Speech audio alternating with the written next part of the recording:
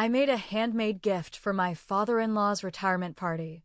He opened it, looked at me, and said, "You should sell these when the job market gets tight." Everyone laughed. I smiled and said, "Funny? I was thinking of sending you a bill for emotional labor." I'm 39, married for 7 years. My husband is a good guy. Honest, hardworking, a bit naive when it comes to family politics, but who isn't? His dad, Robert, just retired from his job as a senior project manager for a construction company based in Chicago. Worked there 38 years. Very old school. Very I did it myself so you should too energy. You know the type. Wears the same watch for 20 years. Thinks therapy is for quitters. Loves telling people to pull themselves up by their bootstraps. I've always tried to be polite. He's never liked me. Too artsy. Too emotional. I'm a woodworker, which in his eyes is a hobby, not a job, even though I've sold hundreds of pieces. So, Robert's retirement party. His wife, my MIL. Rented a beautiful venue near the Chicago River. 150 guests. Suits and dresses. Open bar. Fancy little crab cakes being passed around on silver trays. I spent 3 weeks making him a custom wooden keepsake box. Walnut. Hand-carved details of construction tools on the lid. Inside was lined with velvet and had compartments for watches, cufflinks, whatever. Took me 50+ hours. I skipped a few paid orders to make time for it. Thought maybe, just maybe, this would show him I respected his career, even if he never respected mine. Big mistake. Gift time comes. People are handing him bottles of whiskey, golf balls, a framed retirement plaque. Then it's my turn. He opens the box, stares at it, runs his hand along the edge like he's checking the wood grain. Then he chuckles. "You should sell these when the job market gets tight." People laughed. Not like a gentle laugh. It was loud. Real. Like I was the punchline. I stood there, trying not to let my face fall. I smiled. "Funny. I was thinking of sending you a bill for emotional labor." More laughter. But this time more awkward. More confused. My husband's face turned red. He whispered, "Why would you say that?" under his breath. I didn't answer. I didn't eat that night. I sat at the table while everyone else danced and drank and toasted to Robert's legacy. My gift sat unopened on the gift table like an unwanted toy on Christmas morning. The car ride home was silent. My husband tried to start conversation, but I kept my answers short.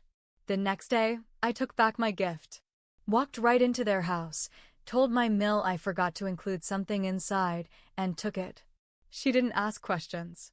Just nodded, probably sensing something was off. Robert never called to ask what happened. Never said thank you. Never even mentioned it again. So I started keeping score. Every time I was asked to help set up for a family event, I said no.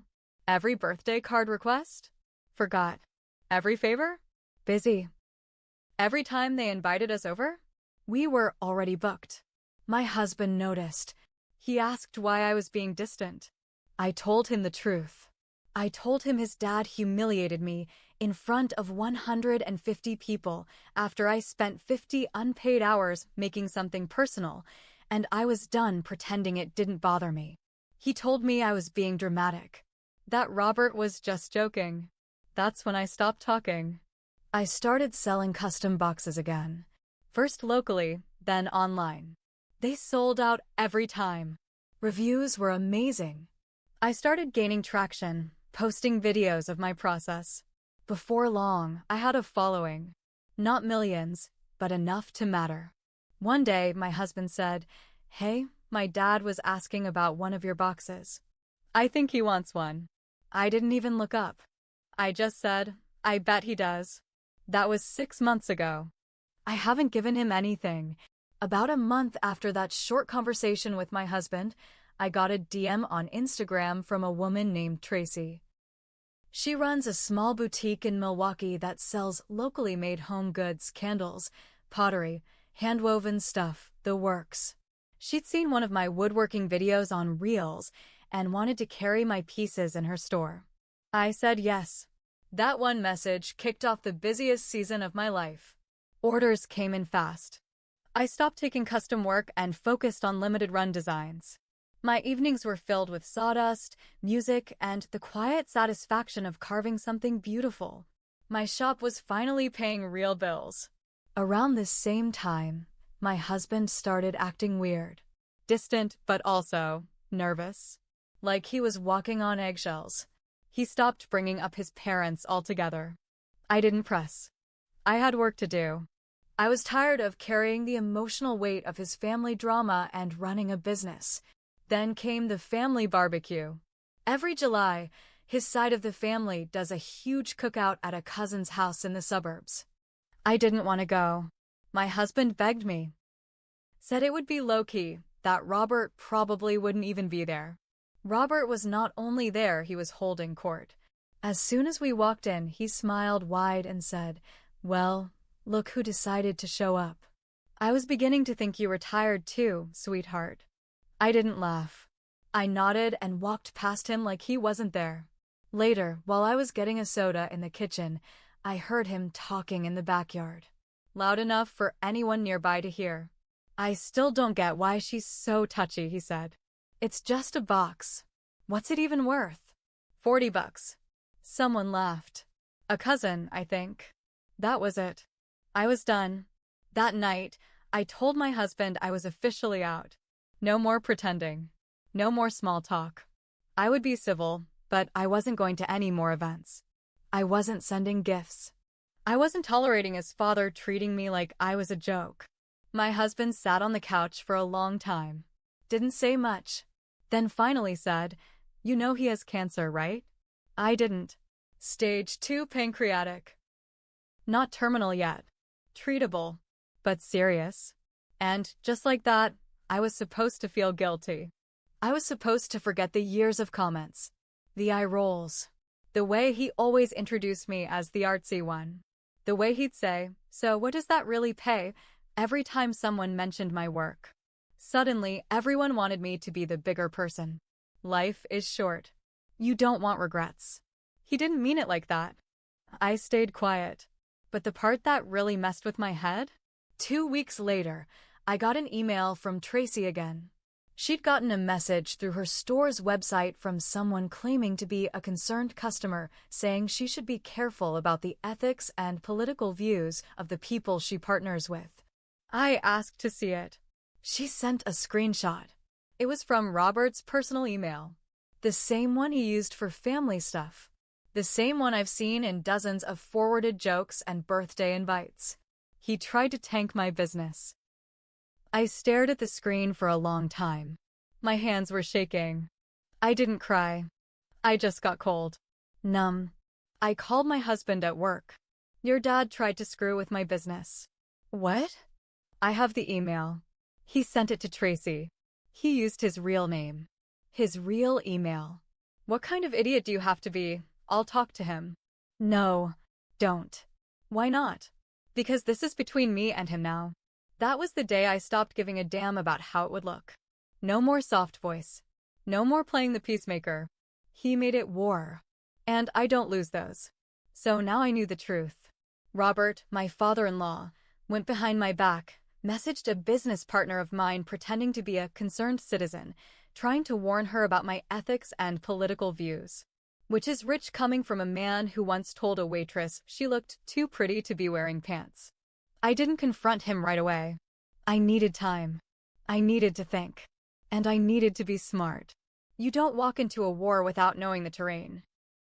So I started watching. Quietly. I talked to Tracy and we laughed about the email. She actually offered to frame it and hang it in the store as a reminder of how scared bitter men get when women succeed. I told her not to delete it. Just in case. Then I started digging a little. Here's the thing about people like Robert. They like the sound of their own voice. He's all over Facebook. Still has a LinkedIn, even though he's retired. And his retirement? That wasn't as clean as he made it seem. Turns out, he wasn't just retiring because he wanted to. He was asked to leave. Quietly. After some comments during a company diversity workshop. I only know this because a friend of mine used to contract for the same company. Small world, huh? Then something else dropped into my lap. My husband's cousin, Rachel, called me. She's always been kind to me. Said she needed to talk. Rachel told me that Robert wasn't just being casually bitter at the barbecue. He'd been telling people that I had tried to use his retirement party as a way to show him up. That I used it to sell my products, and that I planned the whole thing to embarrass him. It took everything in me not to scream into the phone. He was rewriting the story, painting himself as the poor victim of his oversensitive daughter-in-law. I told Rachel thank you. Hung up. And that's when I decided I was going to do something I should have done a long time ago. I made another box. This one wasn't walnut.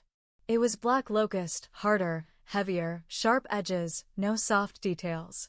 It had metal corners, scorched accents, and a lock on the front. Inside, I left a single note. You said it was just a box. Here's another one. Try opening this one with your mouth. I didn't send it yet. Instead, I brought it to our next family dinner. Yes, I went. Sat at the table.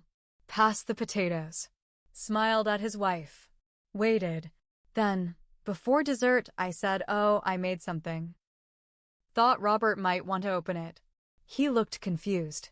Opened it in front of everyone. The room went quiet when he read the note. He closed the box. Didn't say a word. My husband stared at me, wide-eyed. I looked at Robert. And I said, "Now you can say you have a second one you didn't earn." No one laughed. Robert stood up, walked out the back door. Everyone stared at me like I slapped the Pope. I ate my dessert in peace. Then I left. Next day, my husband got a call from his dad. This is where it gets weird. Apparently, Robert's lawyer had called him earlier that week about unauthorized use of his name online.